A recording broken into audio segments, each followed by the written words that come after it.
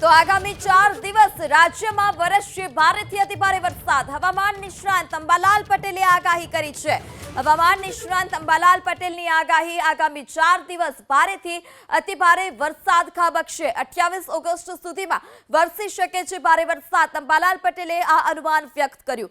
કેટલાક સ્થળોએ 6 થી 10 ઇંચ સુધીનો વરસાદ પણ વરસી શકે છે તે પ્રકારની આગાહી અંબાલાલ પટેલે કરી. દક્ષિણ સૌરાષ્ટ્ર, પશ્ચિમ સૌરાષ્ટ્રમાં વરસી શકે છે ભારે વરસાદ.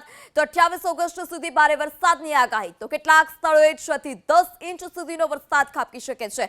દક્ષિણ ગુજરાત, મધ્ય ગુજરાતના ભાગોમાં પણ વરસાદની આગાહી. પંચમહાલ, કચ્છ સહિતના ભાગોમાં પણ વરસી શકે છે ભારે વરસાદ. તો આગામી 4 દિવસ રાજ્યમાં ભારે વરસાદની આગાહી હવામાન નિષ્ણાંત અંબાલાલ પટેલે કરી.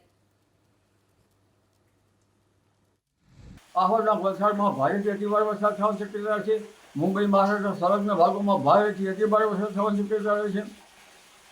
આ ઉપરાંત સુરત, દક્ષિણ ગુજરાતના ભાગોમાં ભારેથી અતિભારે વરસાદ થવાની શક્યતા રહે છે. દક્ષિણ સૌરાષ્ટ્રના ભાગોમાં ભારે વરસાદ થશે. અમરેલીના ભાગોમાં વરસાદ થવાની શક્યતા રહે છે. અને બોટાદ, સાવરકુંડલાના ભાગોમાં, ગારિયાધારના ભાગોમાં પણ ક્યાંક વરસાદ થવાની શક્યતા રહે છે. જામનગરના ભાગોમાં આગામી તારીખ 28 સુધીમાં ભારે વરસાદ થવાની શક્યતા રહે છે. ઉપરાંત ઉત્તર સૌરાષ્ટ્રના ભાગોમાં ભારે વરસાદ થવાની શક્યતા છે. જેમાં રાજકોટના ભાગો, ચોટીલાના ભાગો, થાનના ભાગો, આ ભાગોમાં ભારેથી અતિભારે વરસાદ થવાની શક્યતા છે હમણાં. અને કચ્છના ભાગોમાં પણ ભારેથી અતિભારે વરસાદ થવાની શક્યતા છે. પણ ઉલ્લેખનીય છે કે ઉત્તર ગુજરાતના ભાગોમાં પણ ભારેથી અતિભારે વરસાદ થવાની શક્યતા રહેશે.